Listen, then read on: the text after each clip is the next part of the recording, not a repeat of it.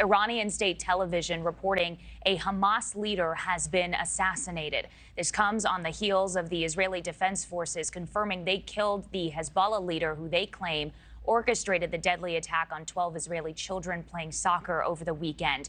Iran's Revolutionary Guard says Ismail Haniyeh was killed in Tehran overnight while attending the inauguration ceremony of Iran's new president. So far, there's no word on who is responsible, but suspicion has fallen on Israel, which vowed to kill Hamas leaders after the October 7th attack.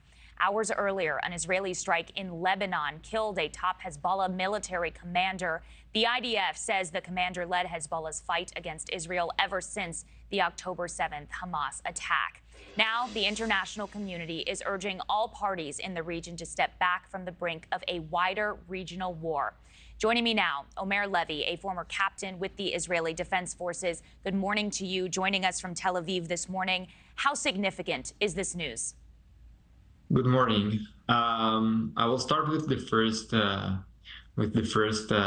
assassination that happened last night.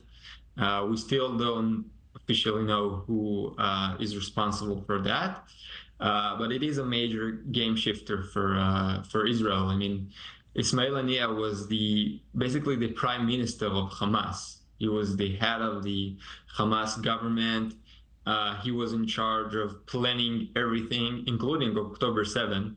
There is a famous video of him praying and thanking God after the events of October the 7th.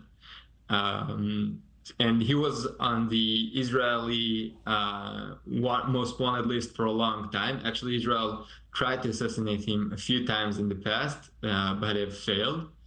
And the fact that he was assassinated now in Iran also has a lot of implications. I mean, if that was actually Israel, then the assassination is not just not just a warning for Hamas leaders that are out there somewhere, but also for the Iranians, having Israel have the ability to fire rockets from outside their country directly to an apartment building and assassinating a target is a major deal and a major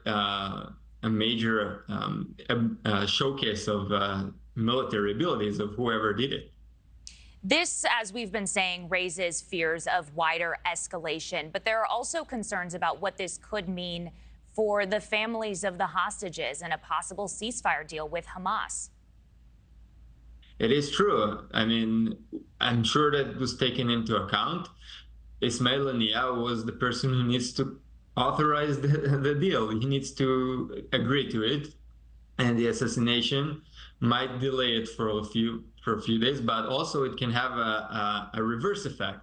If Hamas will see that he's about to go down, they might be more influenced to take any deal that Israel offers them. I mean, we have seen some drafts being moved back and forth, and Hamas being strict in their negotiations. So maybe now that they're amazing, Yahya Sinwar, who's now became the most influential Hamas leader, he will understand he has no choice but to agree to any deal that Israel is giving him. Otherwise, they will lose. Hamas will collapse completely, which is Israel's main cause. So maybe that will have a reverse effect. We need to see and we need to wait and see. Yeah, and again, Israel so far has not claimed responsibility for the killing of this Hamas chief, but suspicion falling on Israel after they vowed to retaliate for October 7th. Omer Levi, thank you for joining us. Appreciate it. Thanks for watching, everybody. Go to joinnn.com to find NewsNation on your television provider. Also, don't forget to click that red subscribe button below to get more of NewsNation's fact-driven, unbiased coverage.